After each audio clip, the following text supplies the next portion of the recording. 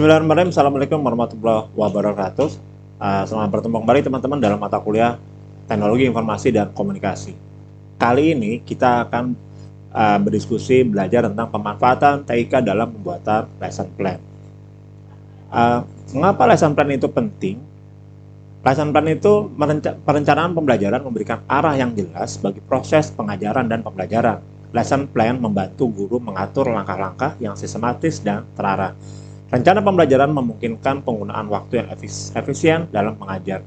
Lesson plan memungkinkan guru memilih metode dan strategi yang sesuai dengan beragam gaya belajar siswa.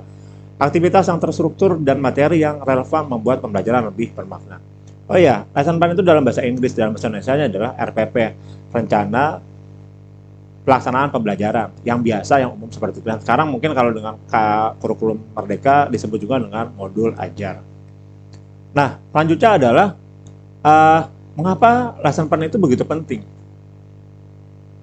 Rencana pembelajaran memungkinkan guru untuk mengevaluasi efektivitas metode dan strategi. Jadi, apakah rencananya itu sudah cocok atau belum, atau metodenya sudah oke atau belum, dan apakah strategi pengajarannya, pembelajarannya itu sudah oke atau belum. Lesson plan membantu mengarahkan proses pembelajaran menuju pencapaian tujuan pendidikan yang lebih luas, memberikan panduan konkret untuk membentuk kompetensi dan pengetahuan siswa. Guru tetap memiliki kebebasan untuk menyesuaikan dengan kebutuhan kelas. Meskipun rencana pembelajaran dapat diadaptasi sesuai dengan respon siswa.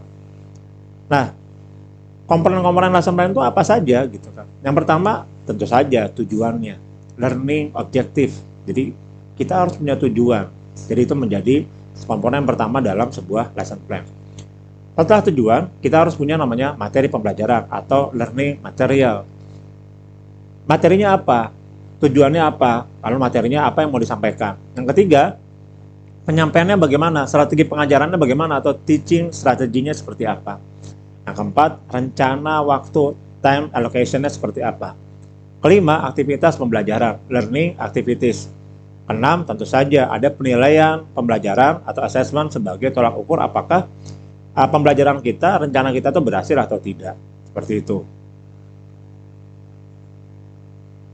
Lalu yang ketujuh adalah adaptasi dan fleksibilitas. Itu bagian dari komponen lesson plan. Jadi dia beradaptasi artinya begini. Dia bisa berubah dan bisa fleksibel tergantung dari bagaimana kondisi siswa di kelas dan di lapangan seperti apa. Sumber belajar atau learning resources itu mesti dari mana saja. Apakah dari daring, ataupun dari buku paket, atau buku teks seperti apa. Lalu yang sembilan, evaluasi dan refleksi.